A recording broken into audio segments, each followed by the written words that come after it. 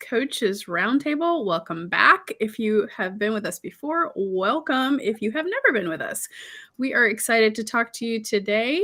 If you don't know us, we are 5 coaches from very different disciplines, different backgrounds, with decades of experience coming together to inspire, encourage, and empower professionals to live their best lives and to have their best professional lives. And today we are continuing this topic around growth. Last week, if you missed it, we talked about personal growth and 3 tools for that. So be sure to scroll back up and catch that replay and the other resources that we've shared with you.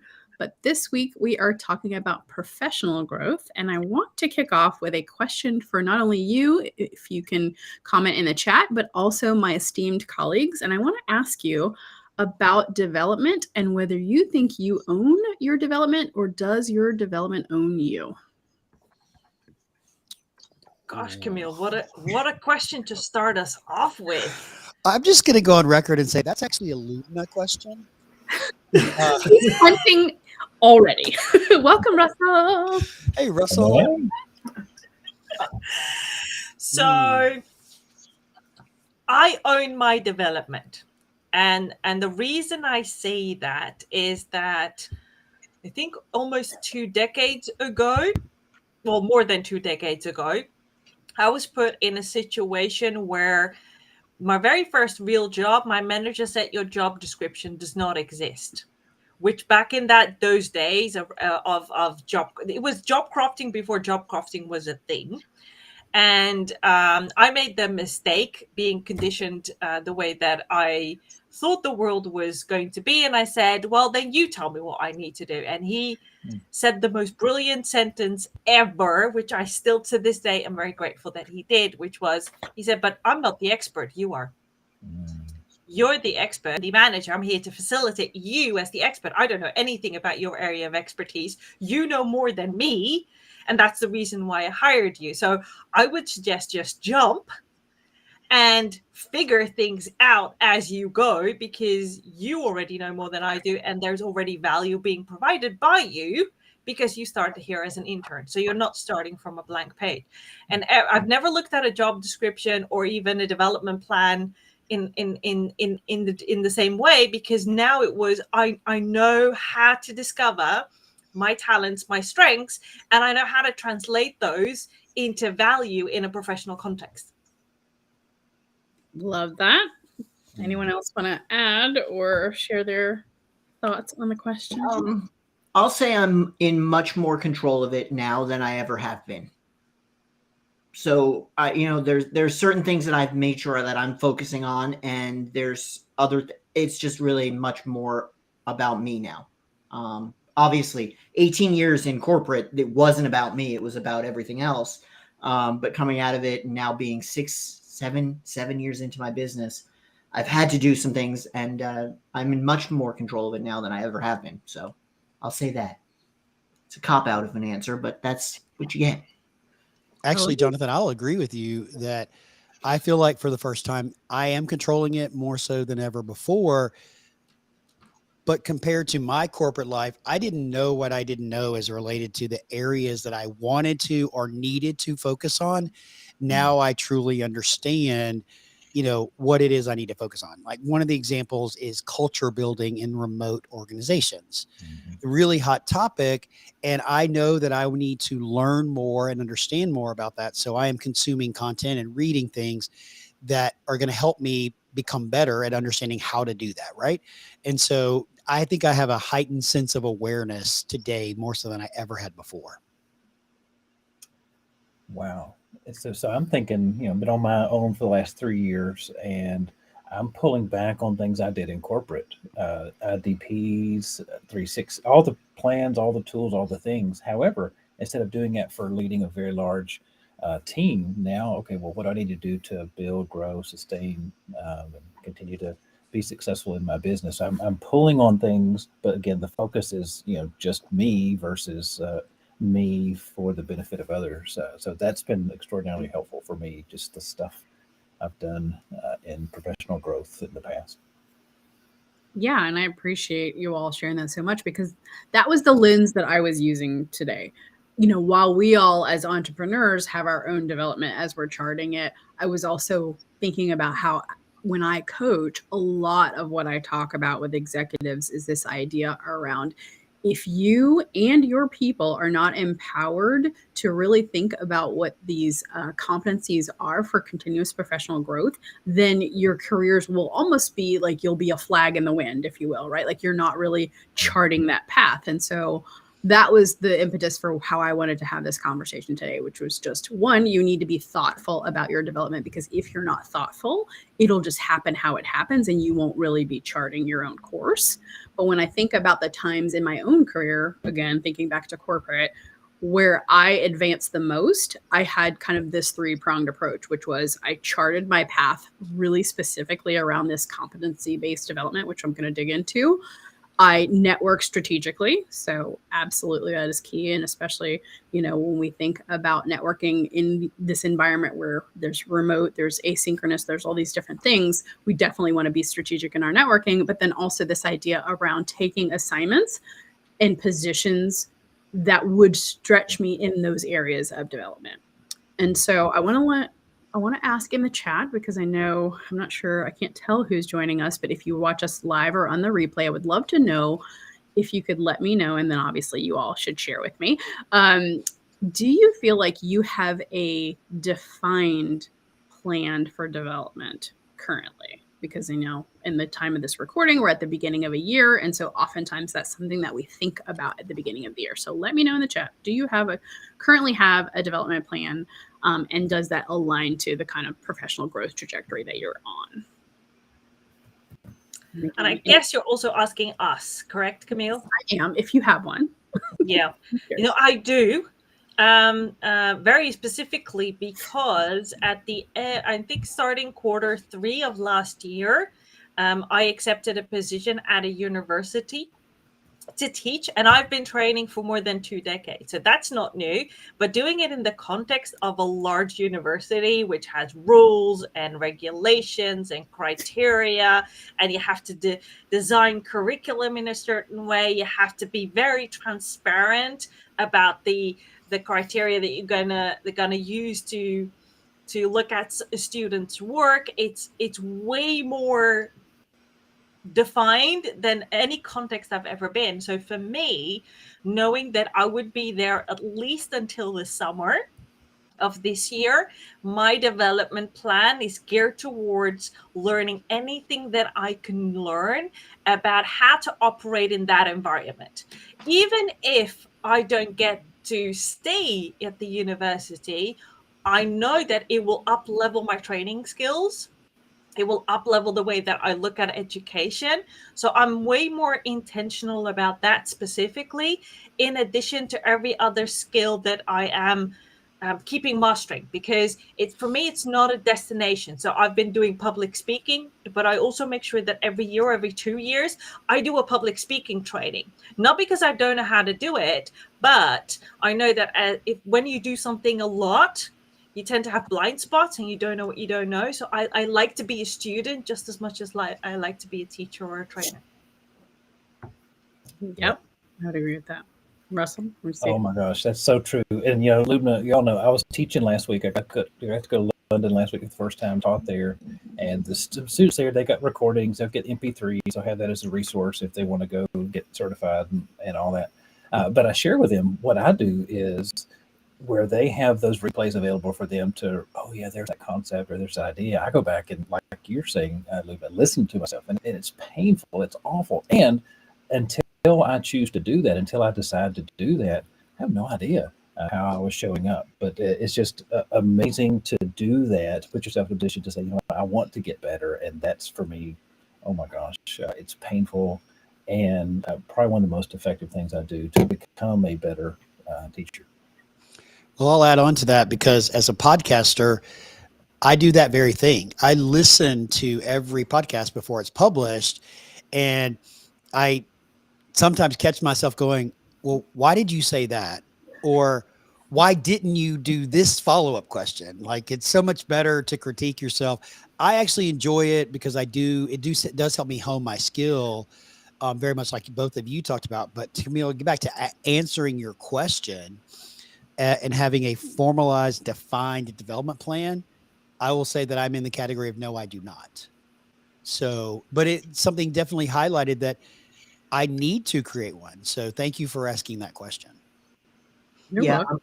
I'm going to go with Sid and say I don't have a formalized development plan. I know there are things that I'm going to be doing that are going to help my development, but I wouldn't say it's a formalized development plan.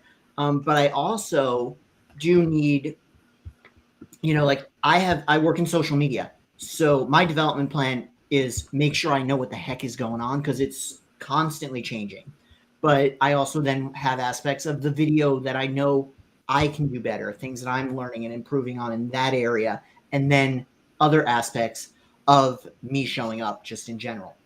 Things that I can do to do that better and be on more podcasts and be on more. So like that public speaking aspect of it is something that is definitely focusing on this week. I'm only doing it this week. The rest of the year I'm done. You're done. I love it. Well, thank you all for sharing that, because there were a couple things that came out. First of all, thank you for saying, those of you that said you don't have one, because that's something that in my coaching, I feel like I am constantly inviting my executives to think about how they're doing that for themselves and how they're doing that for their teams. And Russell, you said this, and I love this, because as we all know, as coaches, you are not accountable for the result. You can steer them, you can suggest, you can offer resources, but you're not responsible for the result. And so I'm always saying you have the choice to do it this way, but let me share with you some wisdom and a framework for doing this, which is what this is all about today. So when I talk to my clients about this idea of competencies, I always say, think about developing 3 different types of competencies. The first is functional. So typically, if you are an executive, even if you're the CEO, you have a certain functional set of requirements and responsibilities, right? If it's vision, if it's marketing, if it's sales, whatever that is. So develop some objectives and a development plan around your functional competencies, right? So do I need to get better at, Sid, you mentioned managing remote teams. Maybe that is a functional requirement if you are leading a certain type of organization, right? If you are an engineer, maybe there's some functional development criteria that you want to have. So you always want to have, what is my core function in this organization, and what are those functional objectives and competencies that I'm trying to build? The second type is, and I'll come back to you all if you want to talk about any of the 3. The second type is what I call leadership competencies. And I argue that whether you have a formal management title or not, we all have the ability to be leaders. And as such, we should be thoughtful about our leadership competencies that we're developing in a period of time.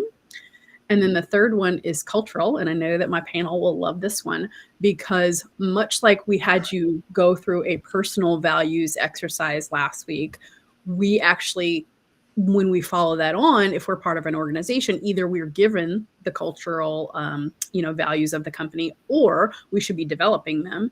And so if you have an organization where you actually have done your corporate values, you should have development competencies tied to at least one of those corporate values, because otherwise there's a disconnect between the values of the company and the organization and what you yourself are working on. So I know I just threw a lot at you, but I want to pause and see if anybody has any reactions to that.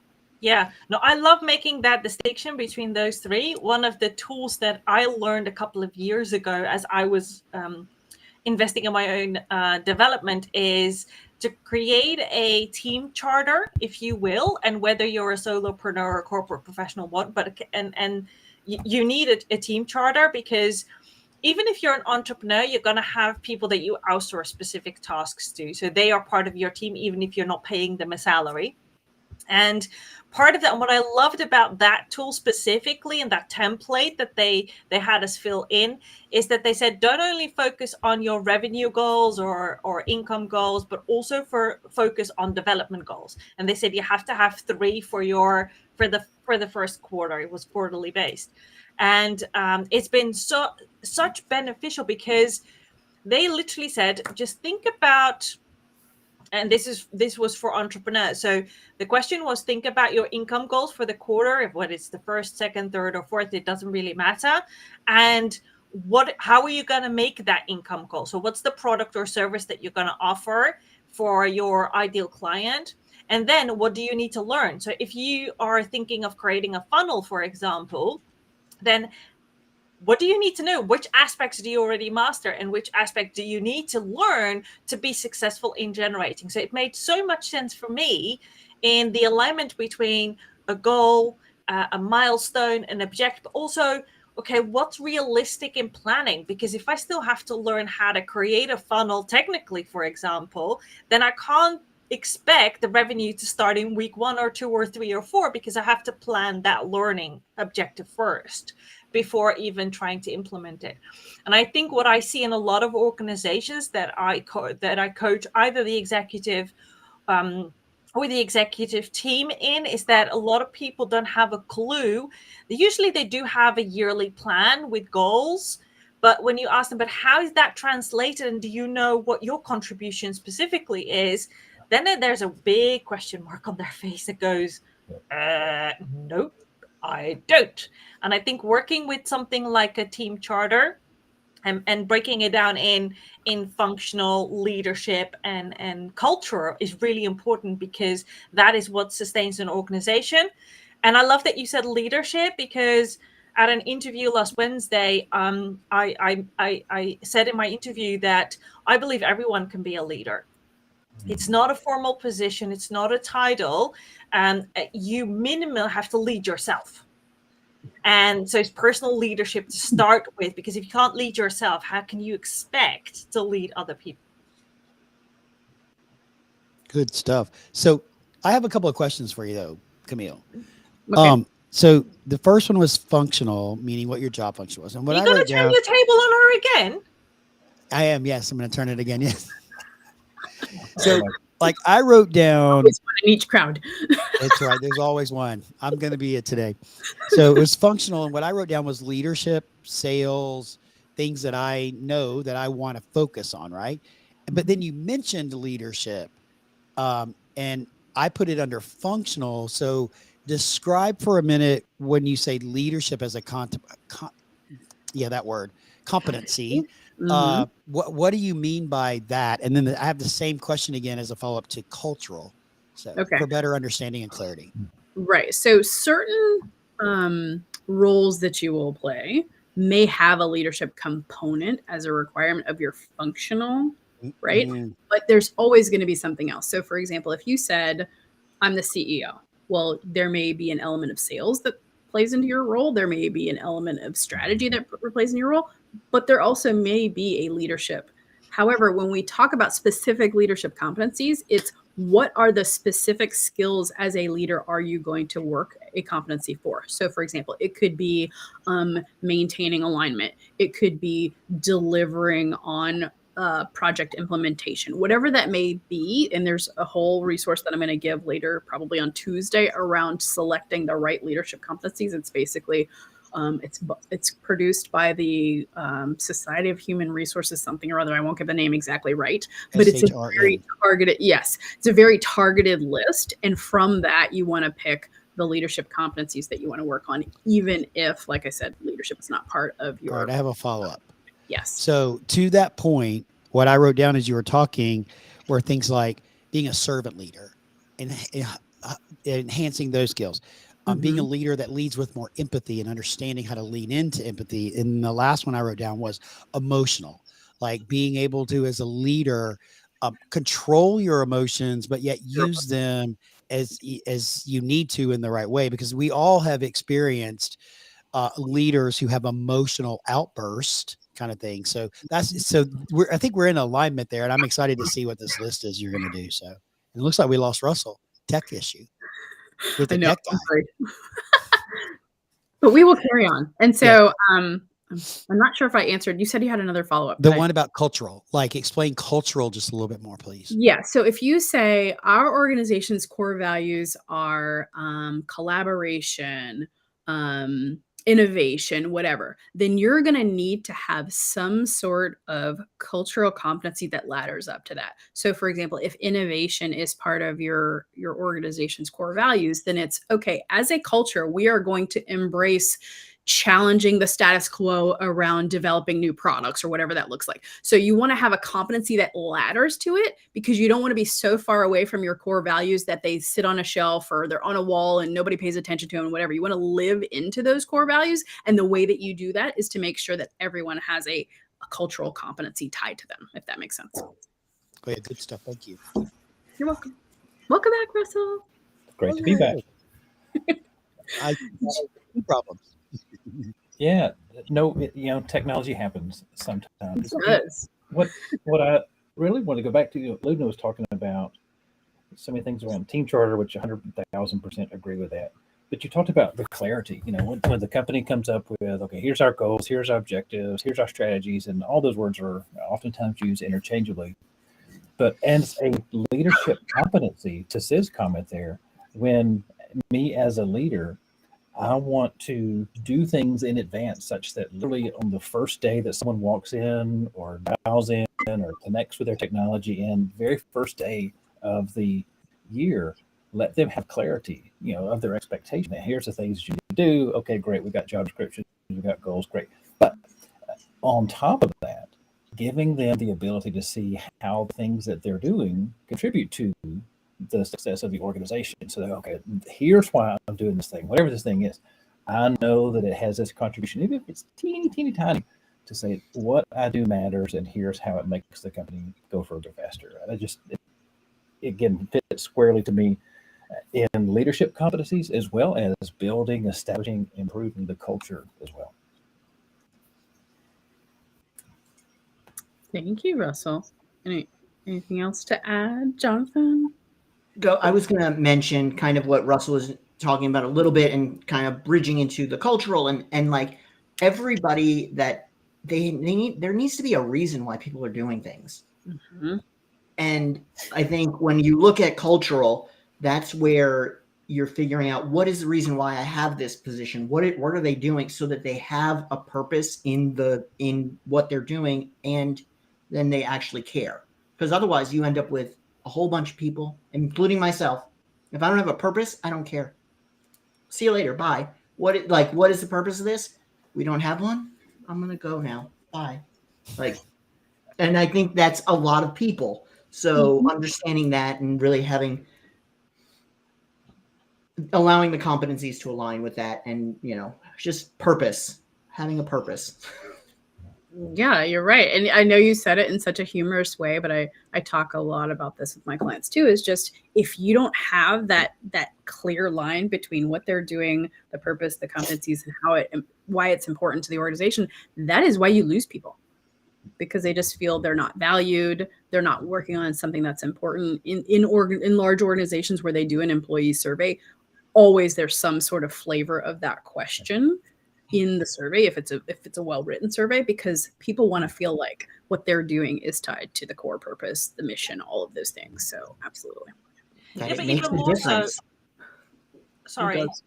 Sorry, it makes a difference. That's, they want to make a difference in corporate, in whatever. They want to make a difference. Yep. Go ahead. Yeah, no, I was going to say a similar thing, because I think that when we had the quiet quitting trend hype come over us, and when you really dug into that topic, it wasn't about people quitting. It was about people just switching off and doing exactly what they needed to do according to their job description, but nothing more. And there was, and at the same time, their employers, their managers, their leaders had an expectation of, I want you to go above and beyond. And in my experience, people go above and beyond when they know, okay, this is why that matters for me to contribute, because this is our purpose. This is our goal. These are our goals. And what I do is going to help us achieve that goal faster, with more fun and efficiently and effectively, so we can have space to do even more things. And when that doesn't happen, and whether you're in a large organization or you're you're guiding a community or you have people that are following you, that's what they want to know. When you're asking them to contribute, they want to know, but why are you asking me to do this specifically? And how can I see that what I do, the effort that I put in, leading to the result? 100%. Yep. And so, as we sort of come to the end of our conversation, I want to just leave us with this idea of when we think about the competencies and we think about development, sometimes there needs to be a short-term aspect to those pieces. So we may have this high aspiration of developing in this competency, but in the short term, we might need a very small objective. And so in my mind, that's where performance objectives differ from development objectives and competencies and that sort of thing. And so you don't want to get caught up in the language, but just know that when you see those little pieces of examples of how you can live into that development, they may be short in duration. So give yourself some grace there and realize that that's the case. And so as we wrap up, I just, again, want to highlight that I will be sharing that resource on Tuesday about specifically the leadership competencies. But if there are any other last comments, I will take those before we wrap up. But I love this idea of being thoughtful about our professional growth.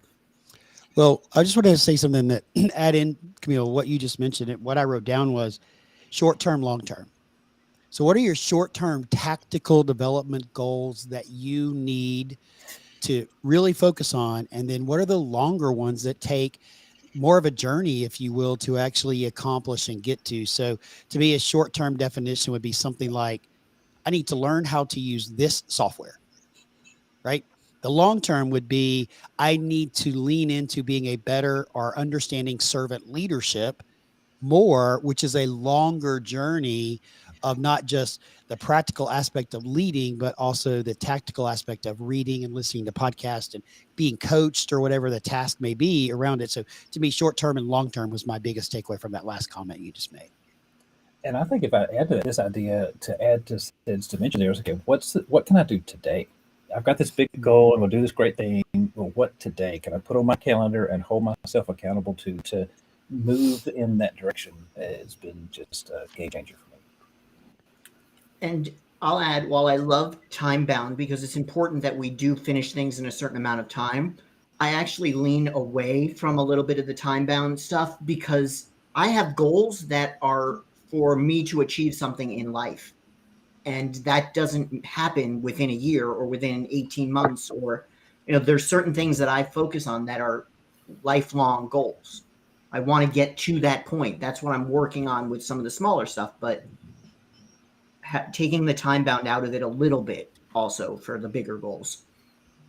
Yeah, and I think that that's a really good point, because I think that if we can distinguish between goals that need to be time bound, because I don't know about you, but give me a deadline and I will get it done. If you don't give me a deadline, then it can happen whenever, for me personally. And I think that it's good to know there are a couple of things that are more mastery goals, as in those are going to probably be on your development plan for the rest of your life because you want to do that and even get up level every single time. But there also needs to be something that you can achieve within a time, because when we do, we get hit by a dopamine surge in our body, and that gives us really good feeling. So we get even more motivated to keep going, and we need both. And I think distinguishing between those two is a good thing. So don't have 100% non-time-based goals, and don't have 100% time-based goals, because there has to be a distinction. 100%. Well, thank you all so much. I hope you enjoyed the conversation. Thank you, Shelley, for joining us and for your kind comment. I want to bring us to a close here. Just want to, again, thank you for being here, whether you're watching live or on the replay. We know you can be spending your time anywhere. And so we are honored that you would spend a little bit of time with us, and hopefully it was enriching for you. And we look forward to seeing you again next week at the same time, 2 p.m. Eastern, on the Coaches Roundtable for another topic. Take care, everyone.